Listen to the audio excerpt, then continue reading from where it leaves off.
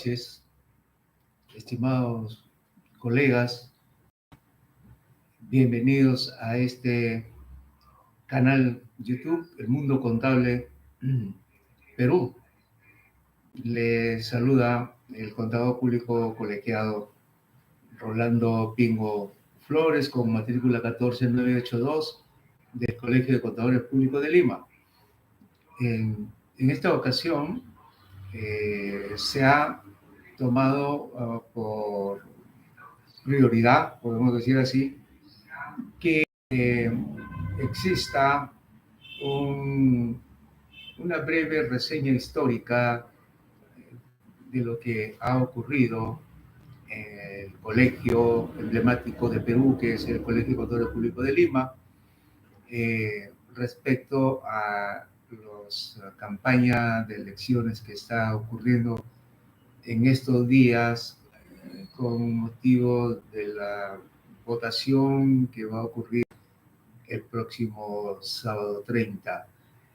El que habla es un integrante del gremio contable de Lima con 43 años ya de colegiado, y es mi deber también hacer una breve reseña histórica de lo que ha sido el pasado del colegio, solo con la intención de que, producto de algunas críticas que aquí pueda yo hacerles conocer, también, ¿por qué no?, lo que es constructivo, ¿no? O sea, aportes, sugerencias, propuestas que conlleven a que los candidatos que están en estos momentos en competencia puedan tomar conocimiento y de repente por ahí asimilar algunas sugerencias que salgan de aquí, de este canal.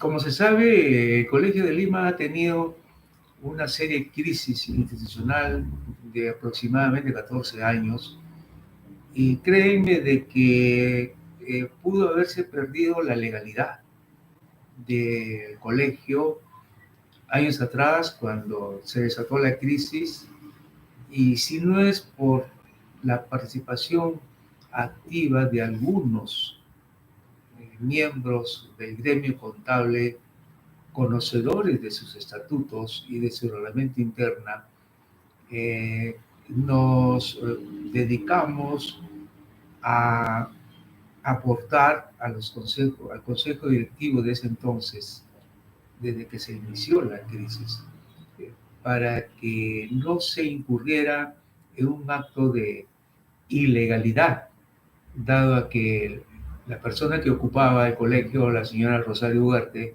no era, pues, había sido elegida ella en las elecciones, sino fue impuesta a dedo por el decano en ese entonces, Pedro Ramírez Rousset, porque simplemente no le gustó que el señor Luis Alberto Latines ganara las elecciones. Fue por motivos partidarios también, eso fue.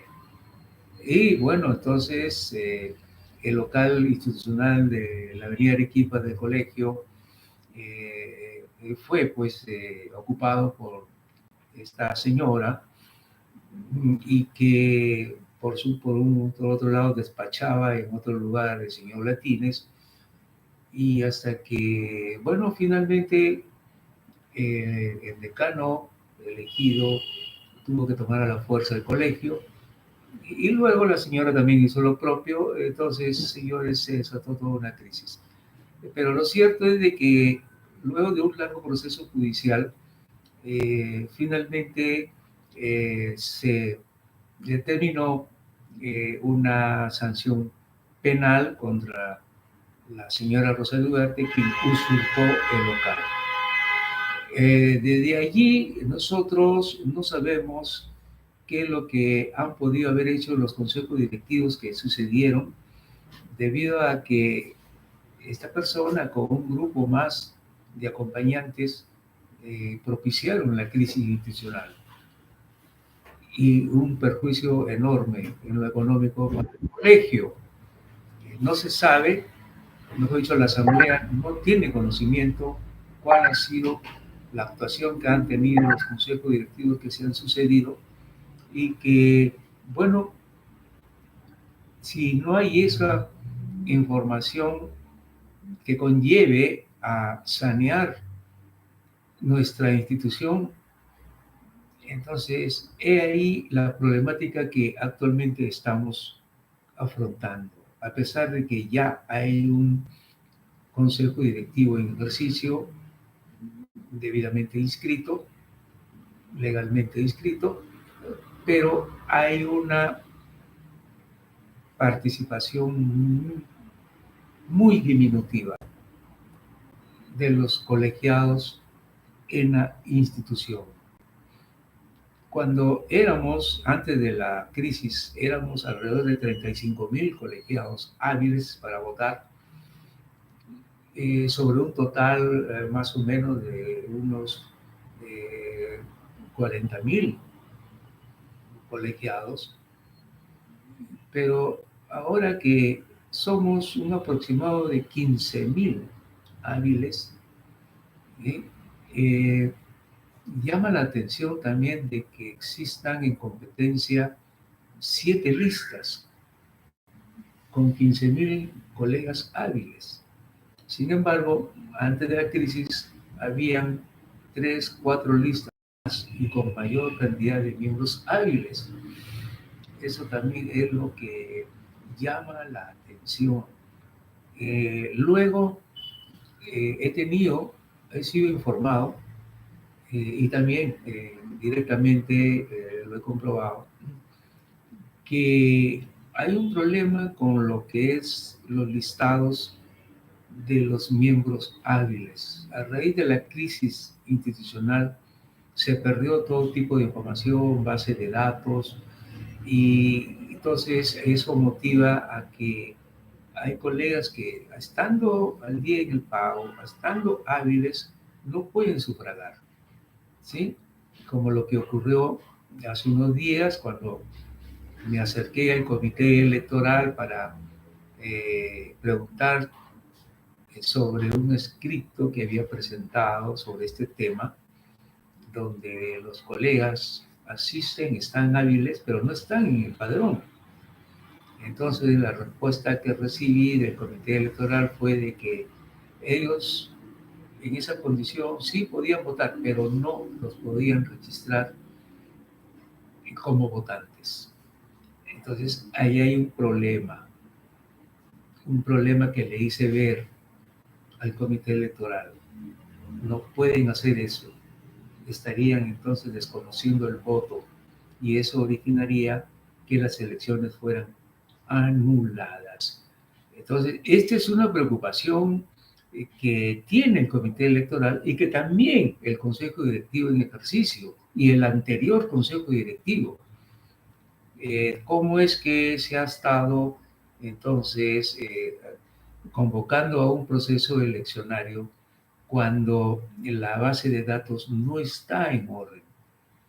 Y lo que se espera, pues, que en estas próximas votaciones que van a haber, hayan tomado nota de esto, porque también incluso lo conversé en un nivel más arriba del colegio, que lo consideró, lo escuchó, para que vieran la mejor manera de que no ocurrieran este tipo de problemas. Ya por antecedentes ha ocurrido en otros colegios donde he participado como asesor de estos colegios cuando se originaban estos problemas, lo que motivaba a que las elecciones fueran anuladas en el mismo día de las votaciones.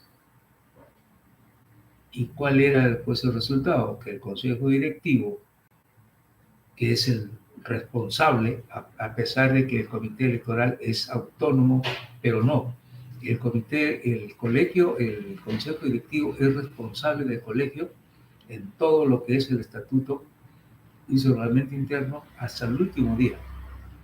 Entonces, el consejo directivo recogió la denuncia X cantidad de sus miembros que estaban pues en orden, habían pagado incluso ese día en caja y estaban hábiles, pero no figuraban en el listado de votantes que se había cortado, ¿no? Se había hecho un corte 72 horas antes y bueno, y con eso el comité electoral trabajó. Pero el problema fue que en el estatuto y seguramente interno no consideraba de que no deberían de votar aquellos que iban a pagar el mismo día de las elecciones y con su constancia de estar hábiles. Eso no lo contemplaba el estatuto. Y cuando el tema se derivó a una fiscalía, la fiscalía al final tomó en cuenta, ¿no? Los cargos que había hecho el Consejo Directivo en anular las elecciones, porque el decano que fue electo fue al Poder Judicial a reclamar sus derechos y también el decanato, ¿sí? Pero eso fue el tema que originó que Fiscalía finalmente le diera la razón al Consejo Directivo anulando las elecciones. Pero el Consejo Directivo, cuando anuló las elecciones, convocó poco después a una asamblea rindiendo un informe de lo que había sucedido y también solicitó a la asamblea que se designara a un nuevo comité electoral, como que así fue. ¿Sí? Y luego pues se produjo otro proceso eleccionario y finalmente, bueno, salió un decano electo como debía ser. Esto se les comento como un antecedente, señores, para que aquí en el Colegio de Contadores Públicos de Lima no suceda. De lo contrario, ocurriría otra crisis institucional que ya no podemos seguir soportando.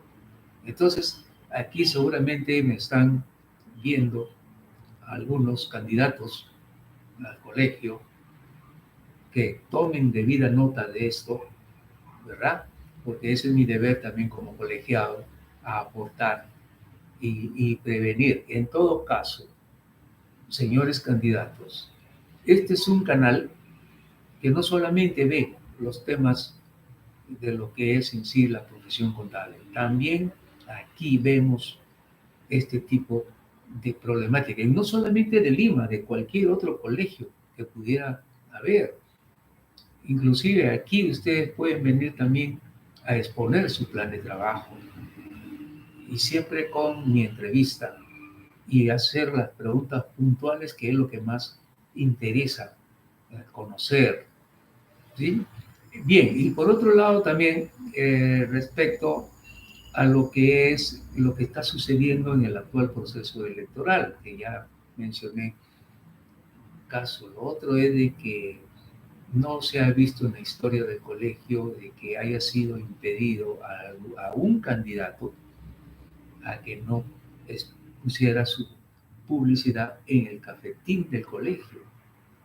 Nunca ha sucedido eso. Y ahora, ¿por qué? ¿Qué pasó? Me llamó mucho la atención porque lo vi. Entonces, el alegato que hubo fue de que como hay un estado de emergencia, no se puede tener reuniones. Pues bien, pero si hubiesen leído un poquito más de la norma sobre el estado de emergencia, hubiesen visto que ese tipo de reunión está prohibido, pero afuera, no dentro del colegio.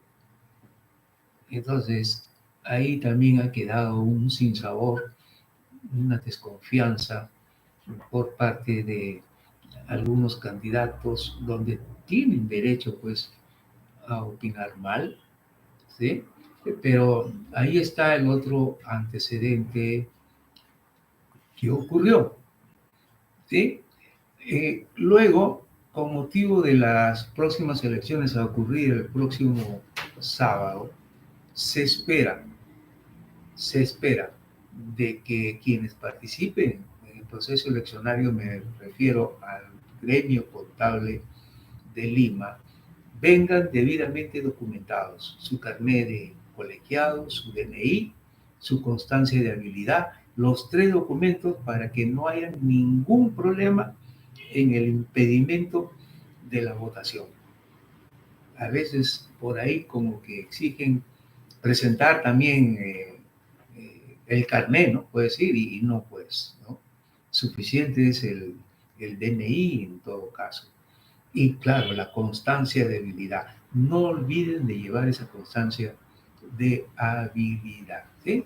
Bien, y por otro lado, también haciendo ya una breve descripción de este proceso eleccionario donde estimamos que aquel que salga ganador pues lleve por el buen camino las riendas del Colegio de Lima, ¿sí?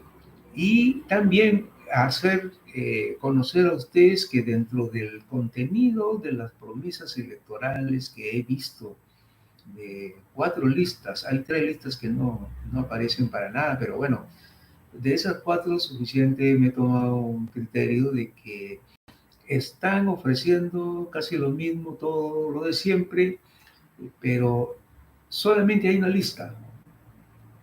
lista que ha prometido convocar próximamente, muy próximamente, a una asamblea general extraordinaria para dar a conocer la situación en que se encuentra el Colegio de Contadores Públicos de Lima, o sea, la situación institucional. Muchos años se ha dejado de lado la asamblea, no se le ha dado participación. Y como sabemos nosotros, la asamblea somos el órgano soberano que decidimos. ¿Por qué tanto temor en convocar a una asamblea general extraordinaria? Si es la asamblea la que tiene que decidir qué es lo que tienen que hacer los consejos directivos, aun cuando tengan su promesa electoral. Porque cuando hay una asamblea extraordinaria, señores, el consejo directivo baja al llano y se nombra a un presidente de la asamblea para que la misma asamblea también adicione algún punto más dentro de la agenda que es convocada. Y eso sí está permitido a raíz también de un pronunciamiento del Colegio de Abogados de Lima sobre una consulta de esta naturaleza. Entonces, eso es lo que el gremio contable de Lima quiere hacer. Por eso la gran molestia, fastidio, desazón que tienen los miembros colegiados de Lima porque son marginados. Y ahora esa lista que sí lo está incluyendo, entonces ha tomado nota, ¿no? Y con suma responsabilidad de cuál es o debe ser su actuación cuando asuma el decanato. Y de esa manera, señores, nos va a permitir rápidamente aglutinar a todos los colegas que están apartados por diferentes motivos, que son miles y miles, y que necesitamos que ellos regresen para darle una mayor vida, una mayor institucionalidad al Colegio de Contadores Públicos de Lima, que es la élite, que es el líder, que es el colegio mayor en el Perú y es el que decide las riendas de la profesión contable en Perú. Si bien es cierto, hay una junta de decanos de Colegio de Contadores Públicos de Lima, ¿no? Pero es Lima quien aporta más, y no solamente económico, sino también con la calidad que tenemos algunos profesionales y que estamos pues, siempre, ¿no? Actualizados y, bueno, convocados por todo el país para acudir a dictar cursos de capacitación e incluso en el mismo Poder Judicial para poder entregar las listas de los peritos que están habilitados para ejercer la especialidad. Y que bien, entonces, y por ese lado, También me tengo que referir a la crisis que se está viviendo dentro de la institución debido a que los comités funcionales no han sido elegidos democráticamente. Y eso nunca había pasado en el colegio. Esta vez que algún candidato ganador tome en cuenta esto, porque si no hay estos señores, no va a haber institucionalidad. El colegio va a seguir siendo así como está, un cementerio. Y dentro de nuestro colegio tenemos toda una infraestructura que no la sabemos aprovechar. Y no entendemos por qué no hay esa asistencia física, esa convocatoria presencial de los miembros de la Orden de Lima para que acudan a nuestro auditorio y ahí nosotros, a puerta cerrada, lavemos los trapitos en casa. De manera que, señores candidatos, les muestro la inquietud, la preocupación, no solamente mía, sino de cantidad de colegas que están con ese fastidio, con esa molestia, y que a veces no quieren acudir inclusive a un proceso eleccionario, porque no quieren saber nada con ningún candidato que no ofrezca lo que se espera. Entonces, algunos de ustedes aquí presentes, ahí tienen para meditar a tiempo, todavía están a tiempo, para que enmienden en todo caso su plataforma de trabajo y puedan dar pues esa tranquilidad, esa también satisfacción al gremio contable de Lima tan marginado en tantos años. Con esto quiero terminar con lo que es en sí una breve historia de lo que es el Colegio Contador Público de Lima. Voy a la segunda fase, ya es sobre la profesión contable. Actualmente, en el caso, por ejemplo, de los peritos contables, hay un problema en el ámbito fiscal. Hay ya en vigencia, señores, las normas internacionales de información financiera que vienen reemplazando poco a poco a las normas internacionales de contabilidad. Pero ¿qué ocurre? Que cuando insertamos información en los dictámenes periciales sobre algunas doctrinas de las NIF, el poder en la fiscalía no los considera y tampoco y el juzgado que le da la razón. ¿Pero por qué? Porque simplemente las normas NIF no están circunscritas en el Código Tributario, por ejemplo, cuando hay que ver temas de defraudación tributaria. Entonces, como no está esa información en el Código Tributario, entonces el juzgado desestima nuestro trabajo con relación a lo que es las exigencias de las NIF. Y eso perjudica al investigado. Entonces, ¿qué es lo que se quiere? Bueno, ustedes, mejor dicho, todos sabemos que el Código Tributario es más antiguo que las NIF, ¿verdad? Entonces debe ser actualizado el Código Tributario en esa parte. Tiene que incluir así textualmente normas internacionales de contabilidad, normas internacionales de información financiera, normas de auditoría generalmente aceptado, en fin, textualmente así, porque de lo contrario los juzgados van a seguir fallando, desconociendo nuestro trabajo, que es tan delicado, ¿sí? Y que también pues resulta frustrante cuando esa pericia contable tan bien elaborada no es considerada en el ámbito judicial. Ahí tienen una problemática. Eso es en el ámbito tributario.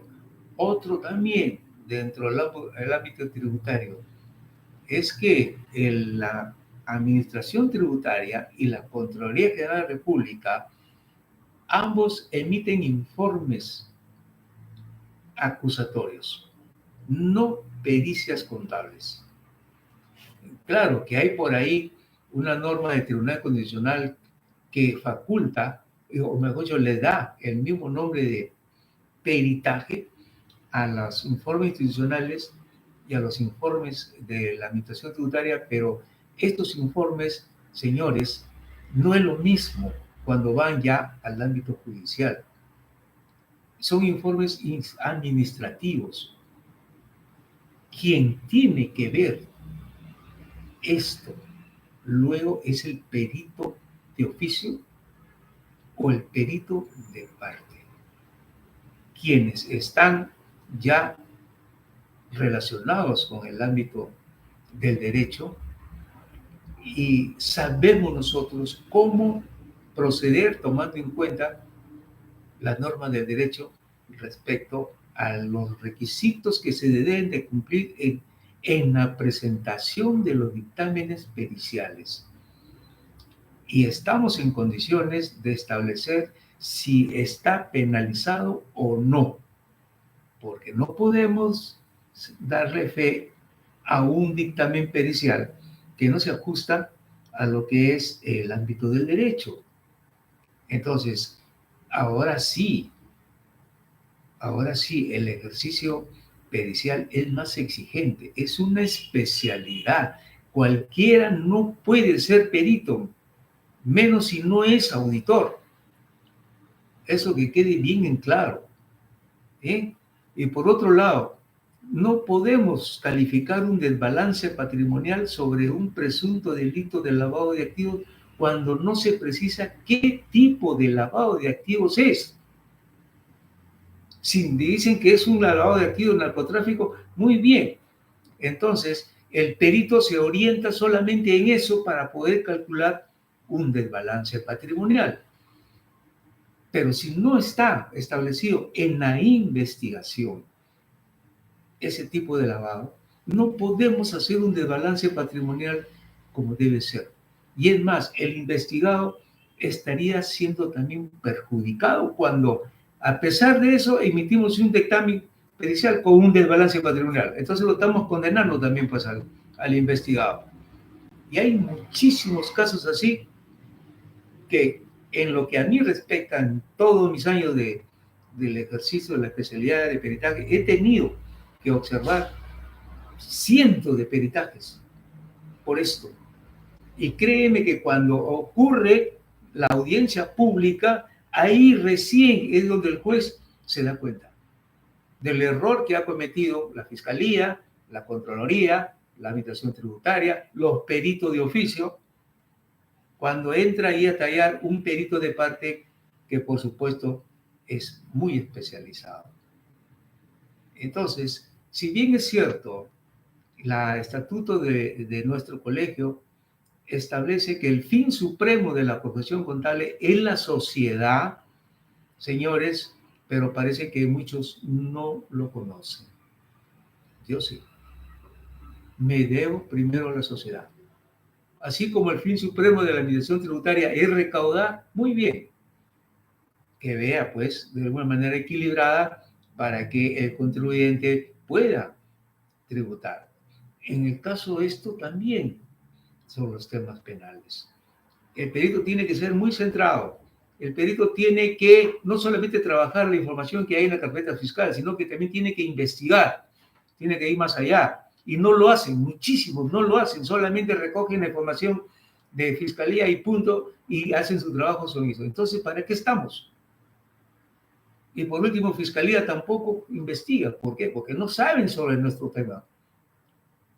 Dejan que salga la pericia de oficio y eso lo toman como sí, igual como los informes de Contraloría y como los informes también de la Administración Tributaria. Esta última, donde solamente presenta todo un estudio o una carátula que dice informe de defraudación tributaria. Informe. sobre indicios de defraudación tributaria. Así lo dice. Indicios. ¿Y dónde están las evidencias? Las evidencias las encuentra el perito, pero van a esperar que las evidencias los encuentre fiscalía o los encuentre un juez. El juez no está para eso, el juez está para ver ya todo lo desarrollado, si hay evidencias o no, el medio probatorio. Entonces, esa es una llamada de atención que les hago a mis colegas para que recapaciten, y a las nuevas autoridades también que van a estar próximamente en el colegio, nos den una capacitación más responsable, nos den cursos de derecho relacionados al tema del ejercicio de la pericia. Sabemos, pues, por ejemplo, que en el tema tributario mucho trabajo redunda en profesional contable sobre este tema. Mucho tiempo se le dedica a eso. Y entonces, claro está, hay quienes no desean simplemente ser peritos. ¿Por qué? Porque tenemos que alternar en el ámbito del derecho. Bueno, ese es un problema de ellos. Pero lo cierto es que los peritos que no tienen la formación o el estudio básico de derecho no pueden ejercer pericias por lavado de activos y delitos contra la administración pública. De manera que, señores candidatos, tomen conciencia de esto. Les está hablando un miembro de la Orden del Colegio de Lima que tiene muchísimos años de experiencia en el ejercicio pericial. Y este es el motivo también de este canal, donde aquí también podamos venir a debatir, foros, debates, en beneficio de los miembros de la orden que quieren conocer de la experiencia de cada quien. Y eso es lo que está faltando en nuestro Colegio de Contadores Públicos de Lima. ¿Por qué? Porque hay un distanciamiento de diferentes maneras. Uno de ellos es, señores, por lo que es en sí la parte política, y lo otro es porque no se le da el uso adecuado al edificio que tenemos en local de la avenida Arequipa. Finalmente, antes de concluir, estamos ya, señores, en la era de la inteligencia artificial.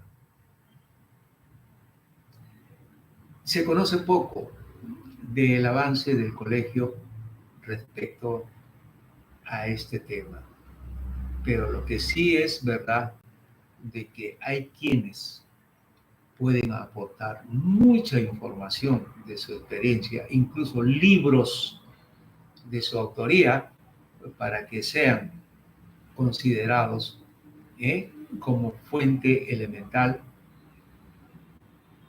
en ya lo que es la inteligencia artificial. Se habla que hay grandes sociedades de auditoría aquí en Perú que están trabajando ya sobre la inteligencia artificial, pero es en el tema contable y tributario, pero no en el ámbito pericial, que es donde el Grupo Pingo está trabajando ya para darle a los miembros de la orden, a los peritos, a los auditores contables forenses, esa información que les permita, señores, mejorar su calidad profesional. ¿Sí? Mil disculpas, quizás por algunos excesos que haya tomado en esta exposición, pero alguien tenía que decirlo. Y que esto quede, señores, grabado en todos y cada uno de nosotros, siempre con el ánimo de ver a nuestra profesión en la cúspide, siempre siendo noticia en los medios informativos del país, pero no por sus problemas, sino por la calidad que debe mostrar el profesional contable dentro de lo que es el desarrollo nacional, la problemática nacional. ¿Cómo podemos aportar, señores, si todavía no estamos reunificados, empezando por allí? Antes sí, se destinaban buenos recursos en el colegio para poder, señores, estar presentes en el escenario nacional, por escrito, en los medios periodísticos, y siempre haciendo sonar su voz, la que no ocurre actualmente. Y entonces volvamos, señores, a hacer lo de antes. Un colegio muy unido, un colegio muy fortificado, un colegio muy respetado, ¿sí? Y que sea siempre el ejemplo que debemos de seguir con, señores, esa buena iniciativa, participación que nos pueden dar los directivos que solemos elegir cada 2 años. A todos ustedes, candidatos, mis felicitaciones, muchos éxitos en su noble aventura de direccionar los destinos del colegio en los próximos 2 años, y que siempre pues estemos ahora sí con ustedes, con el ganador, más fortalecidos gremialmente. ¿Sí? Éxitos en su noble gestión y para adelante. Gracias.